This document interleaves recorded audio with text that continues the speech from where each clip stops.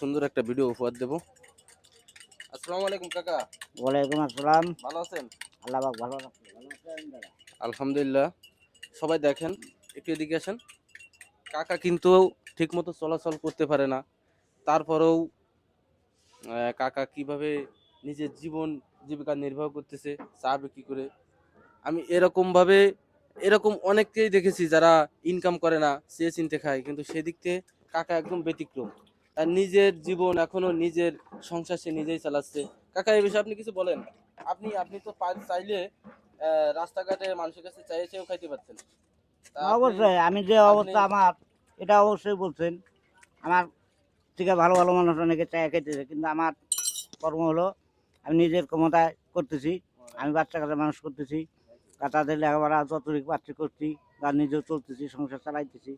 এই অবস্থা আছি, মালিক ভালোই রাখছে এখনো। আপনাকে দশে দোয়া এবার দিন যাইতে পারি, এতটুকু আমার। আপনি কি চলাচল করতে পারেন? আপনি দোকানে একটু আপনি যেভাবে বসেন একটু বসেন তো আমরা একটু দেখি। আর নিয়ে সোজা হইতে পারে না এভাবেই, এটা তো আপনারা জানেনই।